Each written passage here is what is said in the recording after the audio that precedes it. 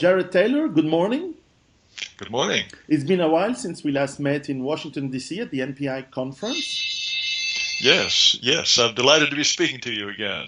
Yes, and So, how are things? How are things doing in the United States? This is a very exciting year, 2016.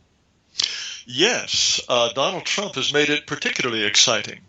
He has defied all of the critics and the pundits by winning the Republican nomination, and there's a very good chance that he will once again defy them all by winning the election. We will see.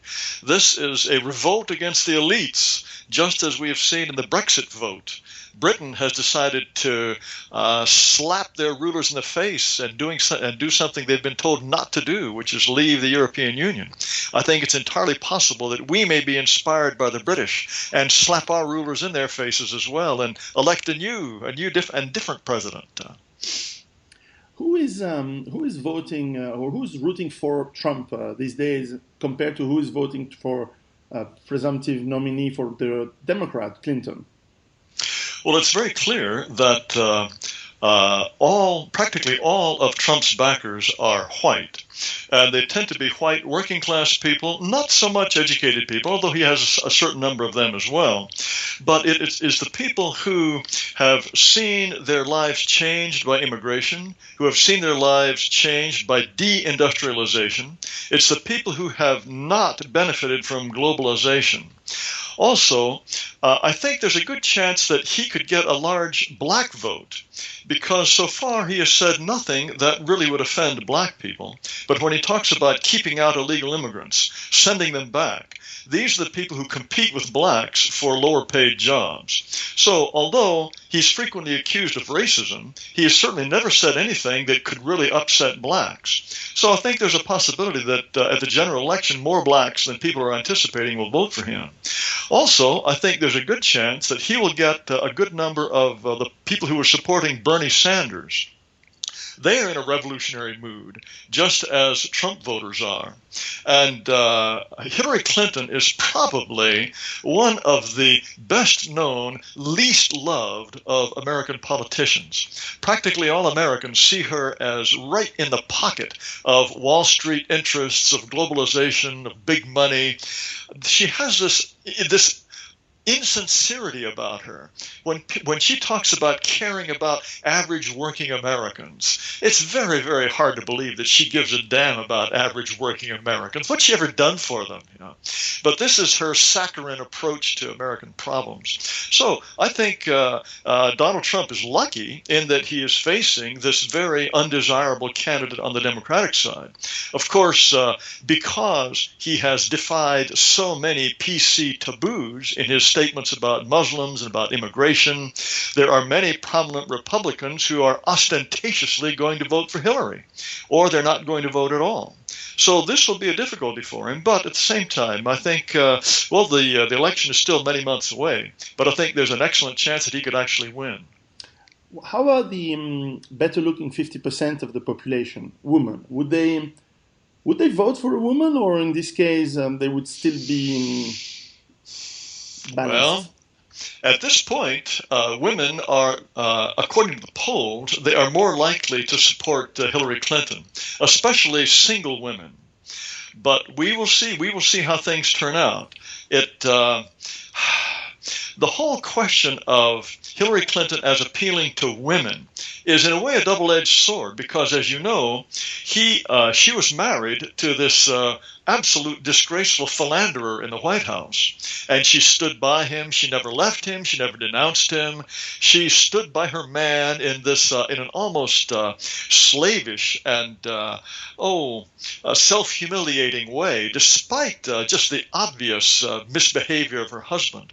And so women who think that she's a strong feminist, some of them are going to realize that she's just in it for the ride. She wasn't going to denounce her husband because she wanted to tag along on his political coattails. I suspect the two of them have probably not slept in the same bed for 10 years. In any case, just how much of an appeal she really will be to women, that's an open question. Hmm. Now, in the last, let's say, 12 months and maybe more, there has been in these last years of the Obama administration a very strong movement from Black Lives Matter, and certainly the left, the liberals, as you call it in the United States, to spike up these racial tensions based on small phenomenon Yes. linked to some police and minorities. And I was wondering how this social turmoil, which seems to be engineered or at least used by the media, is this something that is going to impact the election process in the next few months? I think unquestionably so. The Black Lives Matter movement has really shocked a number of white people. Here it is, 50, 60 years after the civil rights movement, and blacks are still rioting. They're rioting in Ferguson. They're rioting in Baltimore over events which among blacks are trumpeted as some kind of horrible militaristic oppression, outright murder of blacks. It's not that case at all. The case in Ferguson, for example, there were rumors that were, of course, widely reported by the leftist press that Michael Brown, who was shot by a police officer, was shot utterly in cold blood, that he was on his knees, that he had his hands in the air, that he was surrendering, was just shot down like a dog. This has been shown to be complete nonsense, but the facts do not matter. The fact that he was high on marijuana, he had just robbed a convenience store, he attacked the officer, he tried to take the officer's gun away from him. I mean, if you attack a police officer, start punching him in the face, and try to take away his weapon, you're very likely to be shot, no matter what race you are. And to turn a man like that into some kind of martyr and hero shows just how desperate blacks are to have martyrs and heroes these days. The same was true with the Trayvon Martin incident. I'm not sure how familiar your listeners are with that, but this is a case in which a white man shot a black person in self-defense. He was attacking him, pounding him into the ground. What black people apparently still believe is that this Hispanic, they call him a white Hispanic. When Hispanics misbehave, then they're white. You see, if they're behaving nicely, then they're Hispanic. In any case, he's an honorary white man if in the media's view, if he kills a black man. In any case, it's very clear that he was acting in self-defense. He was on the ground. This man was on top of him, pounding him, broke his nose, and he fired one shot and killed him. But blacks still seem to think that this guy hunted down any random black guy and just shot him in cold blood. The facts don't matter. They simply don't matter. And when black people get this hopped up about obvious self-defense and accuse whites of gunning them down in cold blood, this is really shocking to ordinary white people. And the extent to which the media have promoted this view of brutal cops, this too has been a real motivating factor in, I think, raising the racial consciousness of whites and encouraging them to vote in an insubordinate way in the elections that'll be coming in November. Now, speaking of facts, I got myself a copy of a publication that I think your organization, American Renaissance, Yes. published it. Yes. The Color of Crime, Race, Crime, and Justice in America by Edwin Rubenstein. Yes. Now, I read through it. I had read the previous version, and the numbers and the data that is quoted here is it's outstandingly mind-boggling. It's not what you read in the media, and I was wondering if you could perhaps tell us a little bit about how you came to publish that and what it means for the United States, these kind of numbers. Well, the United States has had a terrible problem of race and crime for many, many years. And people will generally acknowledge that black people and Hispanics as well commit crimes at higher rates than whites. But they don't like to talk about it, and they like to make excuses for it. Generally, there are even many on the left, and the media are complicit in this view, who would suggest that if blacks are more likely to be arrested and in prison, it is only because racist police are going out there and arresting innocent black people and letting guilty white people get away. This is really quite absurd when you think about it. I mean, I can't imagine a policeman discovering that the suspect in a mugging was white and then saying, oh, well, okay, we won't bother to chase him, he's white. And the idea of going out and arresting innocent black people, that just is going to get you fired any day. We have a justice system in the United States that is pretty careful about trying to avoid incarcerating people who are innocent. The idea that this is just a phenomenon of police racism is ridiculous. And we have proof of this because we have enormous surveys annually of the American citizenry. It's called the National Crime Victimization Survey. You take a huge sample population of about 100,000 Americans. That's an enormous sample. You ask them what sort of crimes they've been victims of in the last year. And they ask them about the race of the perpetrator. And as it turns out, when Americans are asked, who mugged you? They will say half the time, it was a black person. And as it turns out, about half of the muggers who are arrested are black. The same is true for virtually every other crime. The proportions of blacks and of people of other races that the police arrest perfectly match the proportions, the racial proportions of the people that Americans say were the perpetrators. So it's very clear to anyone who's looking into this seriously that police are arresting criminals. And they arrest more blacks because blacks are more likely to be criminals. If blacks are 12%, 13% of the population and are committing 50% of certain crimes, including murder, for example, it works out to they're committing these crimes at a per capita rate that can be 12 and even 15% higher than the white rate. All of these things are very, very well established factually, but no one wants to talk about this. This is practically a taboo in the United States. Criminologists know these things. The FBI knows these things. The Bureau of Justice Statistics, where the data in this color of crime come from.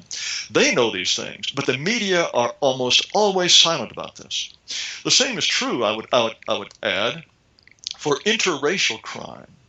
According to this same National Crime Victimization Survey, there are about 600,000 crimes of violence every year that involve blacks and whites. Blacks are the perpetrators in 85% of these crimes. 85%. This means that on average, any given random black person is 25 or 27 times more likely to attack a white person than the other way around. This is information that you will never, ever find on NBC television or the New York Times, the Washington Post. This sort of thing is absolutely taboo. Is this worse than it was in the 1960s or in earlier times? Is it getting worse from the data you're collecting? Or what? These data are generally pretty consistent. Mm-hmm. Over the last 10 years, as it turns out, the black multiple of the white crime rate has declined somewhat. So that, for example, 10 years ago, if blacks were committing robberies at 16 times the white rate, now it's down to about 12 times the white rate. There has been a general narrowing in the multiples, but the multiples are still extremely high. My suspicion is that this is a consequence of the large number of blacks who've been incarcerated. Crime has been declining in the United States. Yes. Since about 1994. That was really the high point of crime in the United States. And it's been going down, but it's been a consequence, it seems to me quite clear, that more and more criminals are being incarcerated. But no, the general trend of blacks committing crimes at much higher rates than whites, that is something that is consistent ever since the 19th. Well, you go back to the 20s. Mm-hmm. The collection of statistics was not as sophisticated then, but you would find the same thing. There's a very famous study by W.E.B. Du Bois called The Negro in Philadelphia. He wrote this around the turn of the century. He was a black civil rights leader. He conceded that blacks were many times more likely to commit violent crimes, any kind of crimes, than whites. But he blamed this, of course, on poverty and racism and police racism. But he did concede that there were genuine behavioral differences as well. That's something that some leftists today would absolutely refuse. You could find, if you were to ask, I would guess Hillary Clinton, if you asked her, how much more likely are blacks and whites to commit violent crimes? She wouldn't know. And if you told her, well, in fact, they are incarcerated about 7 times the white rate, she'd say, oh, well, that's only because of poverty, police racism. She would instantly start making excuses for them. This is absolutely required in American society. Even so-called conservatives will make excuses of this kind. Now, I might point out that the differences, the black or Hispanic multiples of violent crime are particularly striking in the big cities in America, in New York and Chicago. I don't know if you looked carefully at those statistics, but in New York City, the multiple for murder arrests by blacks as opposed to whites is 31 times. Yes. Blacks are 31 times more likely to be arrested. Hispanics are 12.4 times more likely. For robbery, blacks are 14.6 times more likely. And for the crime of shooting, this is when someone fires a weapon and the bullet strikes someone, whether it kills him or not. Blacks are 98.4 times more likely to be arrested than whites in New York City. I mean, something like this is practically unheard of in sociological data, to find population differences that are so extraordinary. And this is again the kind of information that is taken from official New York City Police Department sources, but that no one wants to talk about. You could interpret these numbers somewhat differently, and if you were to take the population of New York City, and you were to imagine a New York City that was populated exclusively by whites, and that they committed crime at exactly the same rates as the current residents of New York City, you would find that such crimes as shootings and murder would go down by 90%. You could fire practically the entire police force. But again, this is something that no one ever talks about. I would go on to add, however, that in cities like Chicago or New York, the multiples, the Hispanic and black multiples of the white crime rates are particularly high because you have real contrast in the people who live there. The whites do tend to be more upper class, wealthier people. But many of the blacks who live in Chicago, the south side of Chicago, or in Harlem in New York City, they really are. Those really are a kind of a ghetto. So there you have the sharpest contrast between black and white populations. And so instead of the multiples of robbery of, say, maybe 15 to 1 at a national level, or murder at a multiple of 7 or 8 to 1 or 10 to 1 at a national level, you get these multiples of, as I said, 100 to 1 or 30 to 1. It's particularly sharp in these large cities. Another thing that is striking about the data from Chicago, for example, where they keep very careful records of crime rates by sex, in other words, men as opposed to women. Yes, men are certainly more dangerous than women.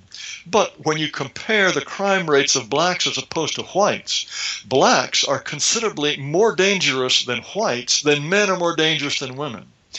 Everyone understands that a black stranger or three male strangers in your backyard or coming down the street are potentially more of a risk than 3 female strangers. Everyone understands that. We do a kind of psychological sexual profiling in our minds all the time.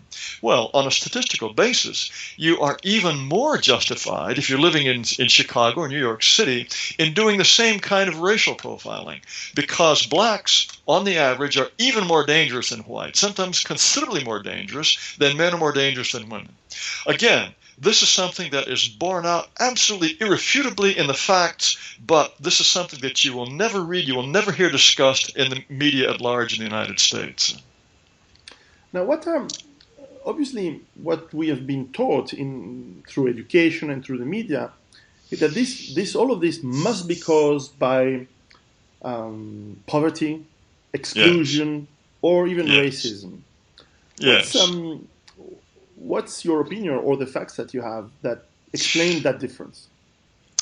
Yes, this is the classic explanation of black criminality in the United States. I suppose we are to imagine husbands and fathers, black husbands and fathers, who are so desperate to feed their hungry children that they go out and rob someone.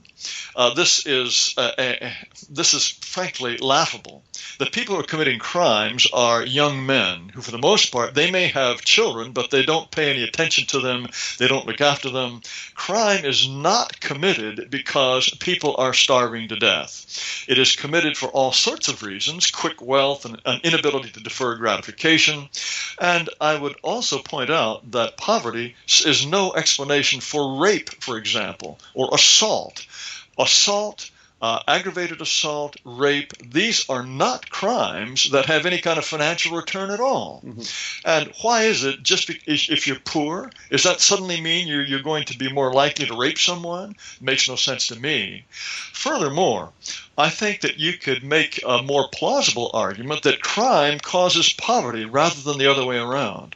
If you have been in jail, in and out of jail since your adolescence, you're not going to have any saleable skills.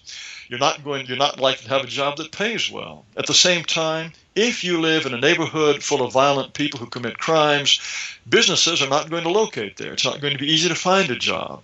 So in these areas with lots of violence, there's going to be poverty, but the poverty is more likely caused by the crime than the other way around. Another way to view crime is this. In the 1930s, after the huge Great Depression that set in 1929, Americans became much poorer, suddenly much poorer. There was absolutely no effect on crime at all. And I think that if poverty causes crime, you should have seen a spike in the crime rates in America when so many Americans suddenly became poor. If you do a correlation, you can correlate crime in a particular area with poverty rates, with unemployment rates, with high school dropout rates, and there is a positive correlation. However, if you do a correlation of crime rates and the black population, the correlation is much steeper, much sharper. It is simply the presence of blacks that is the very best predictor of the amount of crime you're going to have in a particular neighborhood. The presence of Hispanics results in crime rates that are sometimes 2 or 3 times the white rate, not nearly such a sharp differential as in the case of blacks. And interestingly enough, and I suppose this is never mentioned in the media as well because it would lead to questions about other comparisons, but Asians commit practically all crimes at maybe 1/2 to sometimes even just 1/4 the white rate. And this is curious because the Asian statistics include not just North Asians, Chinese, Japanese, and Koreans, but also Pacific Islanders, Samoans, people from Guam, who do commit crimes at rather high rates. If you excluded those groups, the Pacific Islanders, and we're talking only about Chinese, Japanese, Koreans, you would have even lower rates of Asian crime. Now, again, this is something the media never mention either. I suppose it's because if they point this out, then the question then arises, well, okay, what about other racial groups? So they don't talk about this. To return to this question of poverty, there was a very important study done on the Chinatown in San Francisco. This was back in the 1950s. Chinatown was the part of San Francisco that was the poorest, that had the worst housing, the most unemployment, and yet the crime rates in Chinatown were very, very low. Poverty certainly did not cause the Chinese to be criminals. Why then should it suddenly cause blacks or Hispanics to be criminals? In any case, there is one crime, however, in which Asians commit this crime at far higher rates than whites. And I will give you a little test and see if you think you know. I think it must be around gambling. That's correct. Yeah, very good. Yes. Illegal the Chinese, gambling. Yes, the Chinese in particular love to gamble, and they don't see why you have to have a license in order to have a gambling den. But that is the one crime at which they commit far higher rates than whites: violent crime, property crime, white-collar crime, all other kinds of crime. Whether it's sex crimes, they commit them at lower rates than whites. Now, if I may do the devil's advocate. Yes. on one point about poverty and culture. Let's put it that way. There, could there be that there is a cultural aspect in the sense that I was discussing with a very bright black teacher, old man who used to be a teacher in the 60s and 70s, and he was telling me, I don't know if it's true, that's certainly his point of view. He was telling me that in the 50s and 60s, the black population in the United States was still seeing or was trying to emulate the white people, the white family, as an example to follow. That means being married, trying to be hardworking and honest. And suddenly in the 60s and 70s, when this idea of new society and everything had to be, all the problems were due to racism, suddenly the black family broke down. And even today, I think like 80% of black men, black Americans are born out of a stable family from single mothers and things like that. Could that be a factor? Yes. There has been an extraordinary change in American society. It's absolutely extraordinary. The illegitimacy rate, people don't like to call it that these days, birth out of wedlock, but it is what was traditionally called the illegitimacy rate, has absolutely skyrocketed in the United States. In the 1920s, it was perhaps the white illegitimacy rate was maybe 2 or 3%. The black illegitimacy rate was as high as maybe 7 or 8%. So it was a multiple of the white rate, but still quite low. It began to rise in the 1950s and the 1960s, such that in 1965, when Patrick Moynihan wrote a famous study of blacks, he was shocked to discover that the black illegitimacy rate at that time was 25%, and he predicted the appearance of a black underclass that was going to stay in poverty and illegitimacy and crime. 25%. Well, it's now, as you say, the illegitimacy rate is now about 80% among blacks. Now, it's gotten pretty high among whites, too. It's approaching 45%. Yes. Now, in the case of whites, sometimes these are stable couples who are living together even without marriage. But this, too, is causing a serious breakdown, I think, in the stability of families in the United States as well. But what does it mean when marriage has practically disappeared from a certain group? There are parts of the large cities in America, the black ghettos, in which no one even knows anyone who's married. I remember reading an article written by a black school teacher who was talking about, she was addressing some high school class and telling her students, this was a black teacher, telling her students that it's they need to get married, that's the way to provide a stable home for their children. And the overwhelming reaction was, marriage? That's for white people. White people get married. Now, there have been, of course, an enormous number of changes since the 1920s or since the 1960s in terms of the acceptance of non-marital sex, for example, the acceptance of divorce. It is absolutely remarkable to see the changes that have taken place in American society. But when standards of this kind break down, it affects the most vulnerable groups. And in the United States, the most vulnerable groups, those that are most likely, when standards or rules fall away, to then completely deviate from norms, are blacks. Now, before integration, at a time when blacks were legally required to stay out of white neighborhoods, then you had a mix of middle-class blacks and poorer blacks, and even some upper-class blacks. They lived in the same areas. And there are many blacks who will argue that was, in many respects, a healthier society for blacks in general. They had role models in their own communities. They had preachers. They had policemen. They had mayors. And people who were businessmen. Whereas now, all the blacks who are able to get out of the black neighborhoods do so because they prefer, as most normal people do, the stability and the peace and the pleasantness of living in white neighborhoods. But that has left the black underclass in this underclass in which marriage has disappeared, which people don't have jobs, the idea of actually having to put on proper clothes and pull up your pants and go work is just despised. This, of course, was encouraged by the welfare policies of the Great Society. There was a time in the United States, and I'm sure Europe was the same way, because society so frowned on illegitimacy. People did get married. They didn't have children out of wedlock. And partly this is because the financial consequences were very bad. The government didn't give you handouts for this. You had to look to your family. Yes. And your family was very, very annoying with some 16-year-old girl who had a child that you couldn't support. But now the government will support you. And as some conservatives have pointed out, any kind of behavior that you subsidize, you will get more of. In effect, the United States has subsidized illegitimacy. Yes. And that has contributed to a huge rise, particularly among blacks, but also among whites as well. So all of these things do contribute, I believe, to higher black crime rates, but I think there are underlying racial differences as well.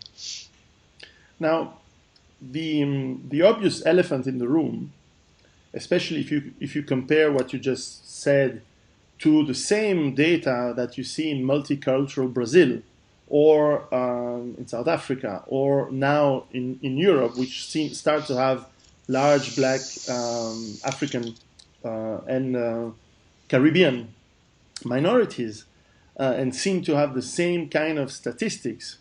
The elephant of the room in the room is that obviously there must be something linked to, on average, who are these people? What makes them who they are? Yes. For example, a Metropolitan Police of London study found that in 2009, blacks were only 12% of London's population, but they committed 59% of the robbery and 67% of the gun crimes. Now, these are the kind of data, exactly like the kind of data that you would find in the United States, despite the fact that the blacks in Britain have a history that is completely different from American blacks. Britain did not have slavery, Britain did not have segregation, Jim Crow, lynching, none of those things. And yet you find blacks behaving from a crime point of view identically to blacks in the United States. You find the same phenomenon in Canada as well.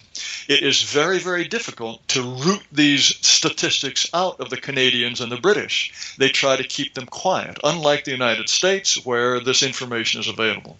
But as was the case in London, there was a special effort to get this information. Similar statistics came out in Toronto as well, that blacks were 8.1% of the population, but accounted for 27% of all violent crimes. You find the same phenomena everywhere. At the same time, you find a kind of level of, I hate to use such a brutal word, but a level of savagery in Africa today that you simply don't find in most of the rest of the world. When the Tutsi and the Hutu were killing each other, they macheted about 1 million of each other to death. I mean, this is just an extraordinary kind of bloodlust. Hard to imagine 1 million people of any other race hacking each other to death with hand-to-hand combat like this.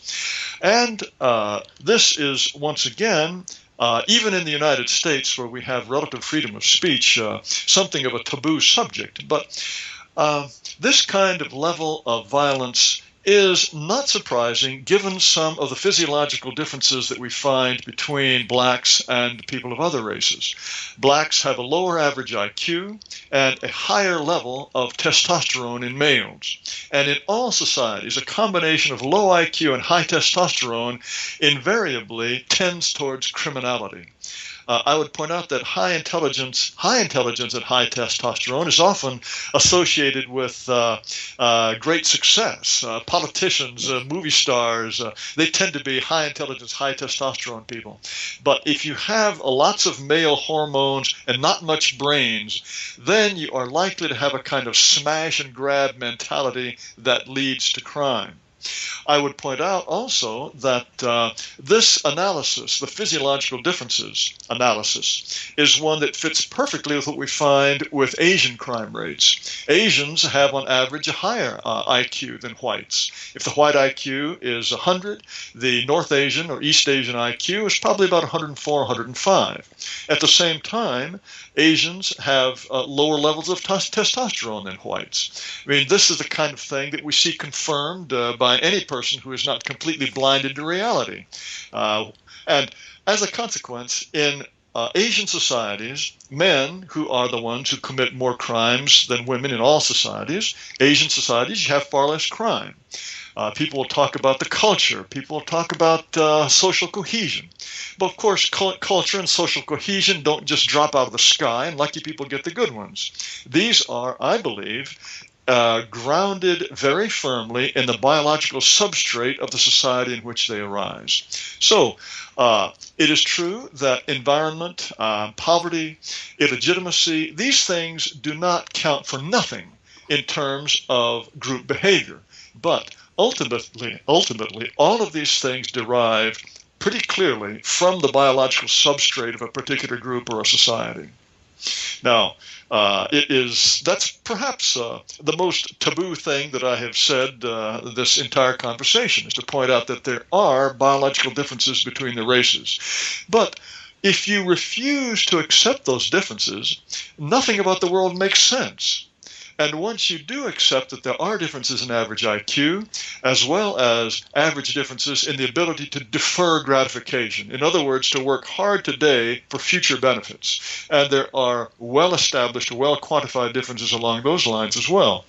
If you understand this, then you see that these differences play themselves out invariably in every society in which you find people of different races. Without this understanding of the modern world simply makes no sense. In your career, I've seen that you have had the privilege to meet and discuss with people who have studied this matter, like Mr. Rushton, Mr. Lin. There was also a Finnish gentleman whose name eludes me, Vatanen.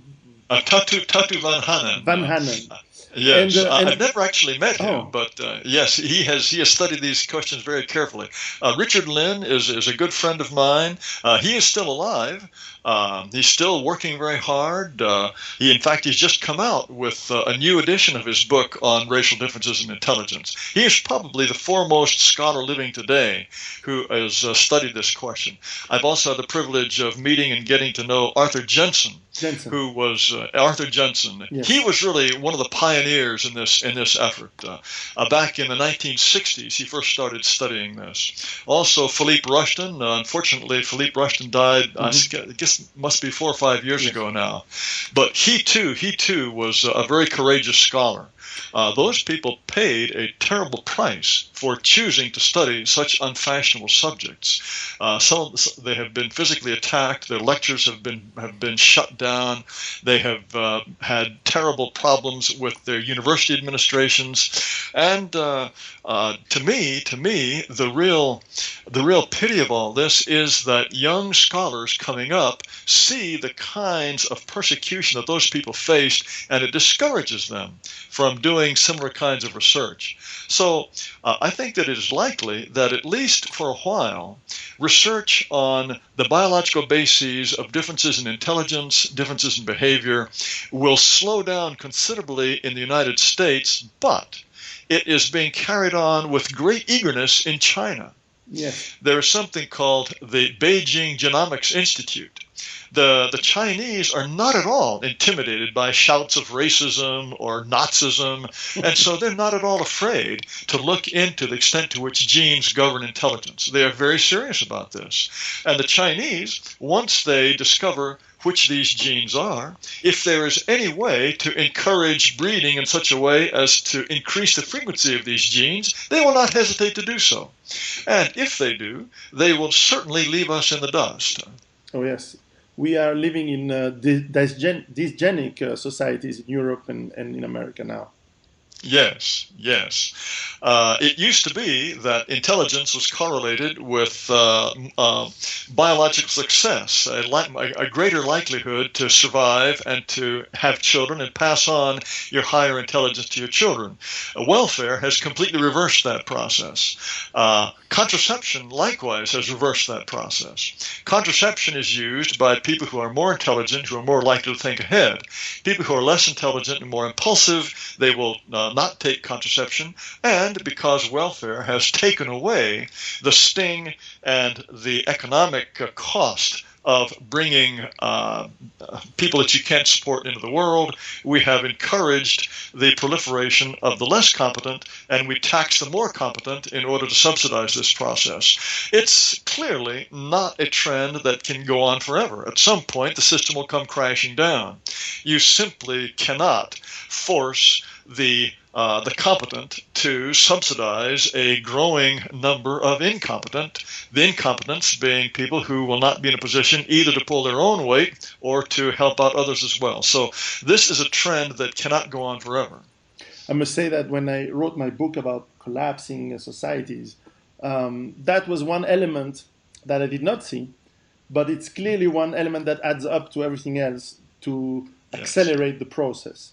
In Europe especially, we have been fortunate in the last 1,000 years to have a fairly homogeneous, at least on those population and races, very homogeneous societies, with a lot of difference and with a lot of different cultures.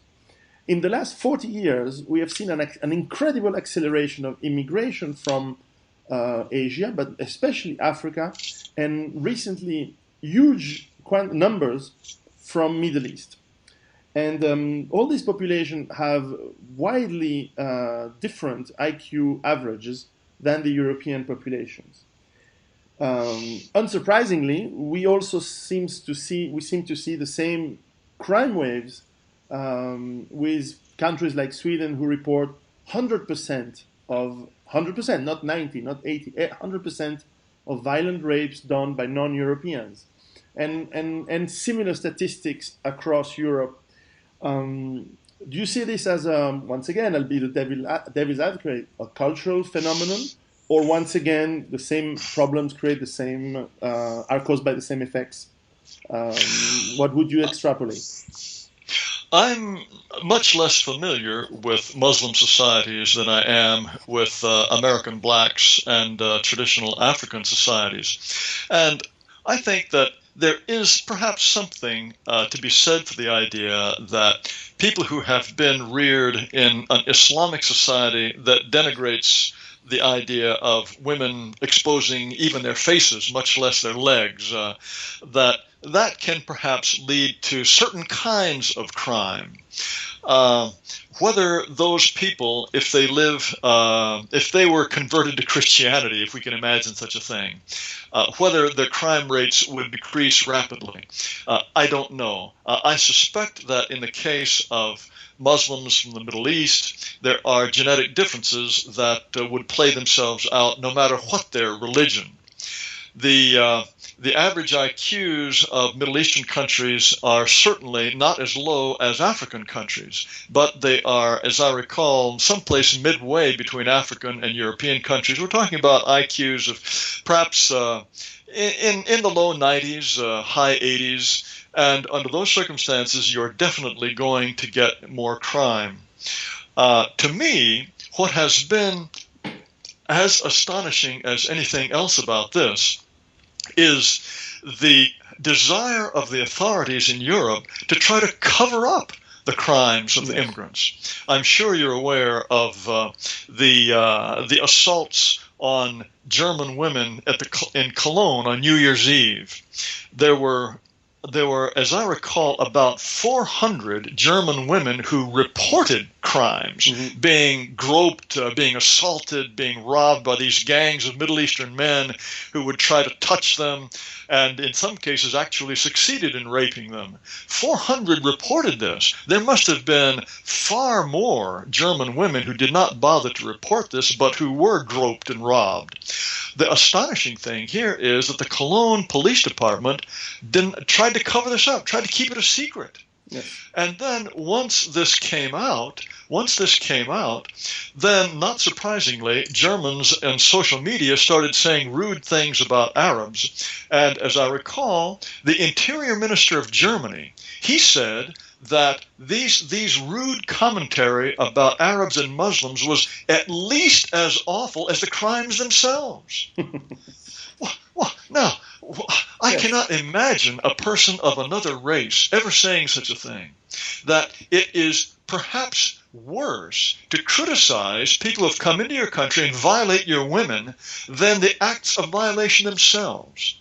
This is astonishing. The same thing happened in a different way in the sex grooming scandals in Great Britain. Yes, there were these Pakistanis, almost overwhelmingly, exclusively Pakistanis, who were luring these, in many cases, young white.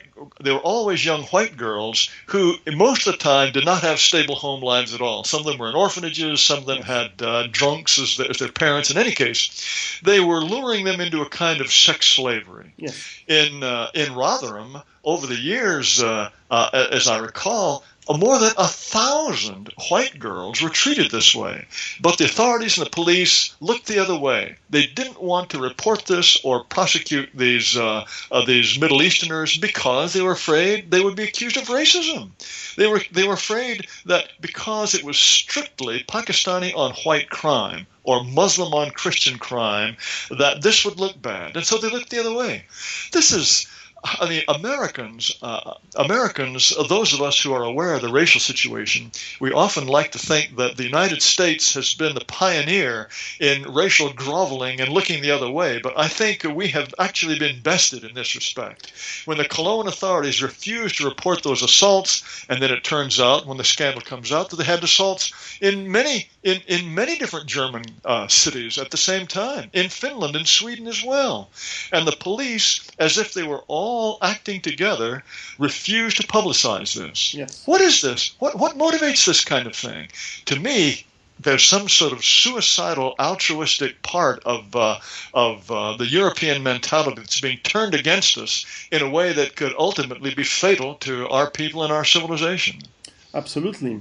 Do you see in the rising political parties and movements that are labeled far right? I'm not sure if they are really far into the right, but do you see that this may change something, or this may awaken people? I certainly hope so. I think that the rise of this so-called far right, you find it in Austria, you find it even in Sweden, you find it in France with the Alternative for Deutschland, you find it in Germany and Italy. All of these movements, I think, are a perfectly natural and healthy reaction to the sense that Europeans have that their countries are being invaded by people unlike themselves.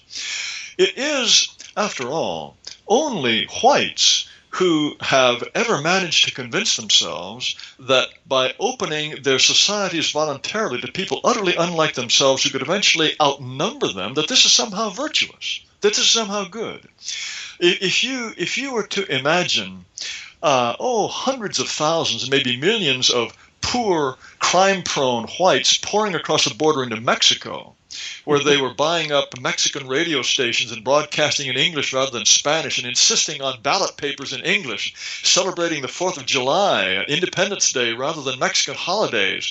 And some of them were muttering about becoming a majority and maybe taking over northern Mexico.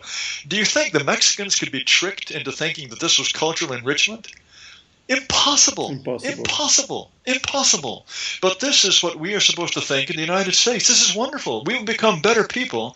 Whites will become better people as they become a powerless minority. This to me, in historical terms, this is an unprecedented form of psychosis. No people who ever had the capacity to resist invasion has ever failed to do so.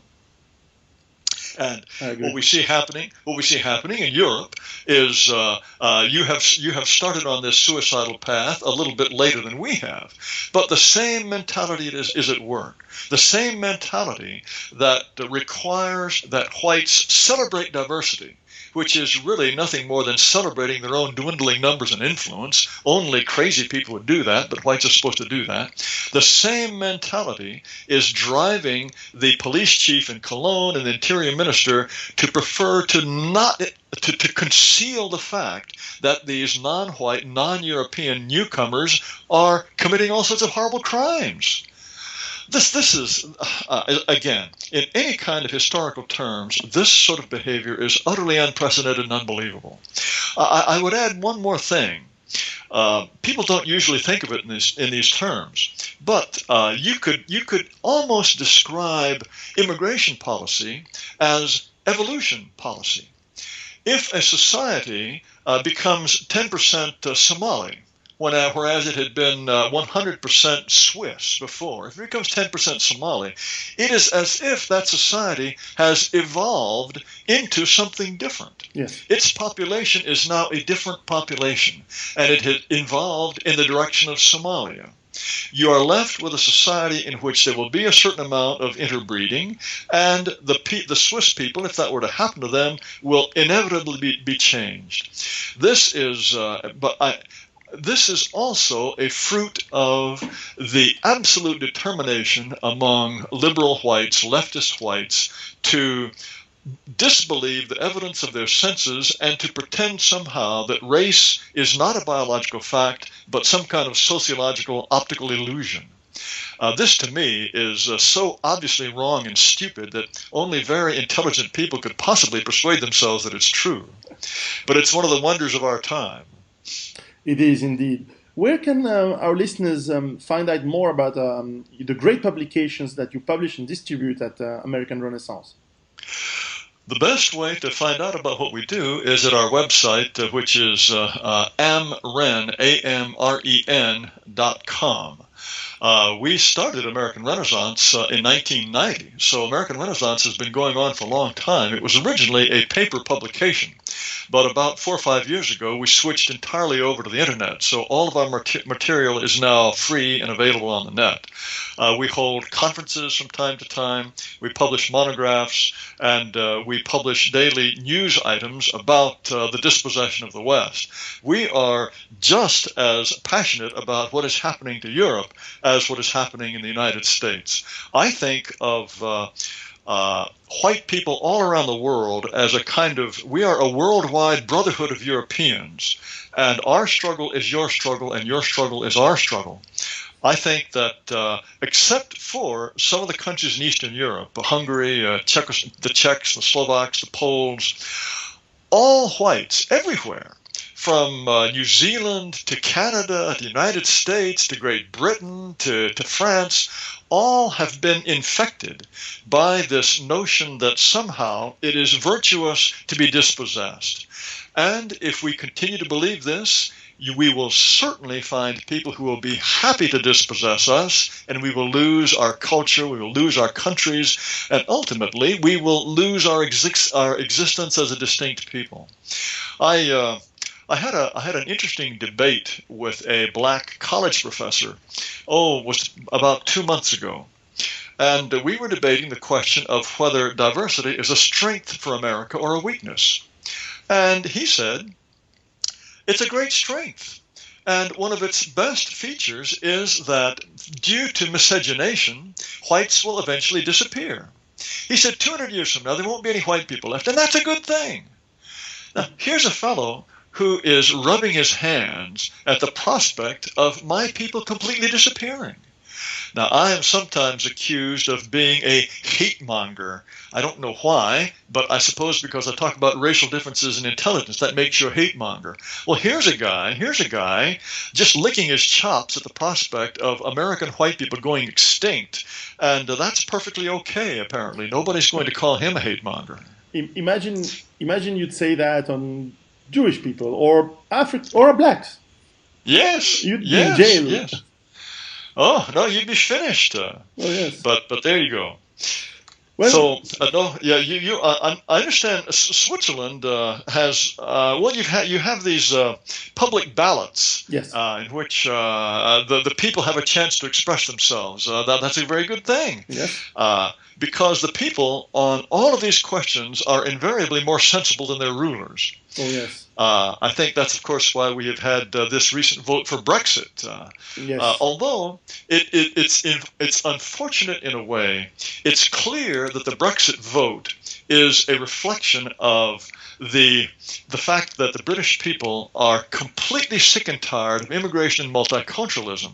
And this is a vote primarily against those things rather than access to a European market. Of course. Now, yeah, but this was an opportunity they had to express themselves on that subject, the question of immigration and multiculturalism. The irony is that even Britain, within the European Union, could have had a much more sensible policy on these questions than it did. Yes. The Hungarians, for example, they said, no, Angela Merkel, we're not going to accept a single one of these Syrians. There's nothing Angela Merkel could do about it. If the British had had backbone, even while they were within the European Union, they could have preserved their nation much more successfully than they have. And I see no guarantee that just because they leave the Union, they will do the things that the vote for exit clearly means the British people want. That's true. In fact, note that in majority, Scotland and Northern Ireland have voted to remain in Europe. And Yes. these are the two regions where they have the least immigration and the least foreigners. Yes. As for Yes, Switzerland, yes. I will tell you two things that could be interesting for your thoughts. First of all, that in the past, we are the country in Europe which has the most immigration, mostly from Europe, but also from abroad, than any other country. However, because we have been historically extremely selective in who we accepted and who we didn't, we only accepted the top maybe 1%, 2% of the people who wanted to come, and therefore we could select the high IQ people from Greece, from Spain, from even from Somalia, and therefore we end up with this. I don't know. There was this famous case study in the 1980s where Switzerland accepted 20,000 people from Sri Lanka. Ooh. And almost every one of them was a doctor, a surgeon. So we took the elite. And the I don't know what is the average IQ of Sri Lankan people. It's probably in the middle 90s or it's probably close to 100. But the ones we took were probably close to 105 to 110 on average. And so it actually adds to the high IQ average of Switzerland. So we have this very unique case. I presume it's completely unique. There's no such other case in the world. However, that used to be the good old days, because now obviously we are facing, we have signed a few years back immigration protocols with the European Union, which allow European nationality people to come into Switzerland and work. And we discovered that a lot of French who come in Switzerland, well, they're not Europeans, and a lot of Germans who come to work in Switzerland, they're not European, and we cannot manage the IQ selection, let's say, as well as before, because it's more the market forces. So if people want low wage street cleaners, well, surprise, surprise, they are Africans. And if you want low-wage factory workers, you may end up with Turkish or people from the Balkans. So we are also getting this kind of immigration with the only caveat that because we have very low welfare, the people who are here, they usually are busy working and not doing anything else that is a problem. Also, of course, our prisons have a slightly bigger percentage of foreigners than Swiss people. Committing crimes, actually a very large, higher percentage. And it's mostly from the Balkan people, because African immigration is still very low in Switzerland. And from the Balkans, you have a violent culture. And it could be also that there is some IQ thing, but I haven't checked that. Certainly, Switzerland is still a very rich and a unique country. And we have, last month, taken away our formal request to enter the EU. So that is it's a very good sign. So there is no way that we're ever going to enter the EU, especially now that it's Yes. dying, and it's a good death. It's a good thing that it dies. Yes. Does Switzerland have any kind of reliable census statistics on the makeup of the country? Would it be possible to say how many Africans or how many Asians, how many non-whites live in Switzerland? Is it possible to get that kind of numbers? Now, we have nationality statistics, so we can say there is 5,000 Somalis, and therefore we know they're African, because there's not many white Somalis. No. And it would be a little bit more complicated with South Africa, for example, or indeed with UK or France. Now it's becoming a mess. How do you know? So in fact, in France, with our good friend Guillaume Fay, we only can know from the pharmaceutical industry, which runs tests and diagnostics on people from Africa with medicine tailored to them because they want to make money. And therefore, they know exactly what percentage of the population is non-European. And so we could find some data like that.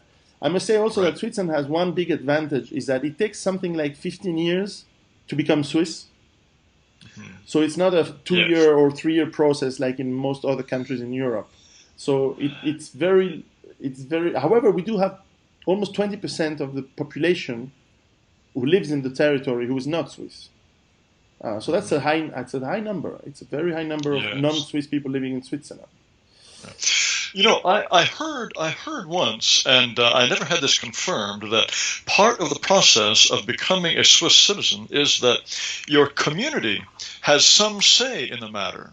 If you live in a particular village, then if the people in the village say, no, we don't want this guy to be Swiss, then you don't become Swiss.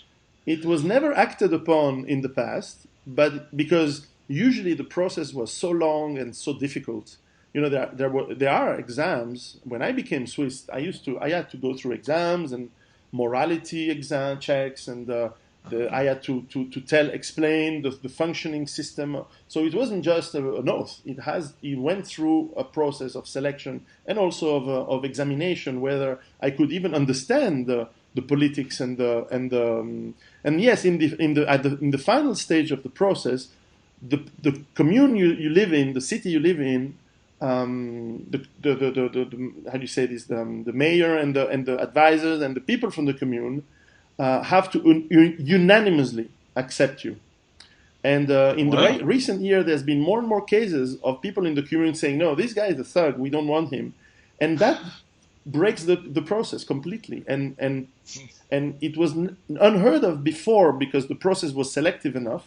And now, despite the selective process, people can still say no.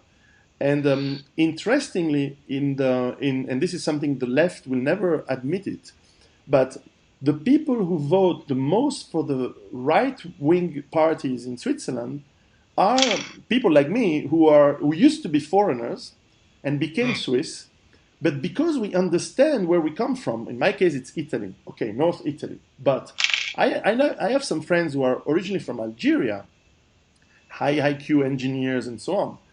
They don't want any more Algerians coming here because they know where they come from. They know the kind of people they left behind. They know that they don't want religious, crazy Islamist types to come in Switzerland. So they vote for closing down the borders and limiting the foreigners to what the market requests and not what politicians' pipe dreams want, which is a very unique case that direct democracy enables. In representative democracies, you give a blank check to politicians, they have their own agendas, they have their own sponsors, and they have their lobbies telling them what to do. And these lobbies are not usually our lobbies. No, you're absolutely right about that. In the case of the United States, the most obvious example of this is the immigration reform that took place in 1965. Until then, we had an immigration policy that was explicitly designed to keep the country majority overwhelmingly European.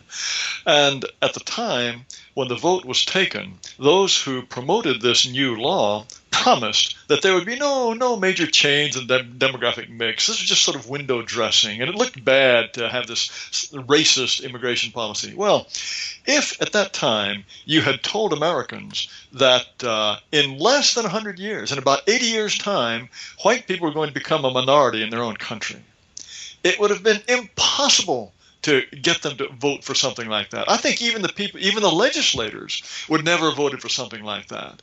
But even, I think, if it had been direct democracy, the American people at large would never have voted to change that policy. Yes. They liked America as it was. But now anyone who says that, what's wrong with maintaining the majority population of the United States, then you're a white supremacist and a Nazi. One quick question Yes. that what you just said led me to think of that.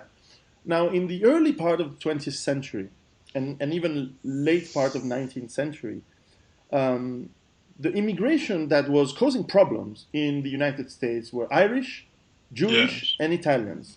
And they Yes. were, I guess, impoverished people, most of them. Yeah. And Right. and there were, I remember reading when I was visiting Ellis Island, quite a lot of strong anti-immigration sentiment on these populations, which today are doing very, very well, of course. Were the crime rates of these populations, Irish, Jewish, Italian, as high as the crime rates that Hispanics or Black Americans have these days, or it's comparable to white crime? The fact is, I don't know. Oh, okay. It's certainly the case that the Irish had a reputation for high criminality. The vehicles in which you take prisoners off to jail are still called, well, I guess it's considered insulting now to call them paddy wagons. A paddy is a nickname for the Irish, because Patrick is a common Irish name. They're called paddy wagons. I think if those statistics exist, you would certainly find that the Irish were arrested at far higher rates for public drunkenness, violence. There's no question about that.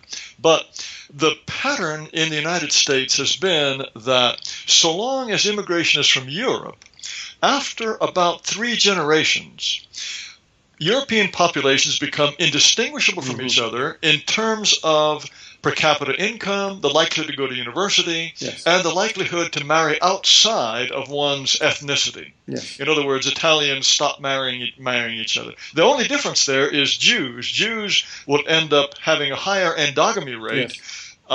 And generally higher per capita income as well. They're the only outlier, but all other European groups, decreasing, they simply right? become indistinguishable. I beg your pardon? I believe it has decreased to 50%. I think the endogamous rate of Jewish Americans Yes. is less than 50%. I think Yes. most of them now marry outside, and That's right. are not This is as- a cause. This is a cause of great concern for some Jewish groups, That's true. because well, they say they've been around for 3,000 years, and if they keep marrying out, they will disappear.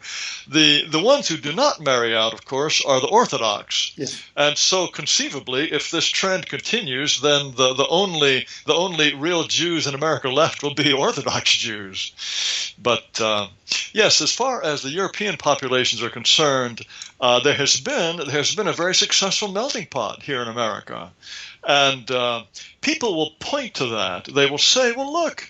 At first, the Irish were a problem, the Italians were a problem, and look, they're all fine now. So, by the same reasoning, Haitians and Guatemalans will become perfectly good Americans too. To that, I point out that there have always been 2 groups in the United States that predated the European ethnics who have not assimilated very well, and that's blacks and American Indians. The barrier to assimilation is, and this is the unfashionable point that people don't want to recognize, it's racial. There is this biological dividing line. And so you can be an Italian or a Swede or a Frenchman or an Englishman, and eventually your grandchildren are not going to be to tell themselves apart from any other Americans. That's not the case, and has never been the case with American Indians and blacks. So it is this lack of melting pot that is going to be characteristic of the post-1965 immigration in the United States. Interesting. Well, thank you very much for your time. These were really covering. Your answer really covered the question I had, and I wish you the best, and certainly we'll be in touch because I follow what American Renaissance does every year, and I see that you're increasing in size and reach and quality of topics and scope. It's very, very, very, very nice, and I wish you all the best to continue on that. We all need that.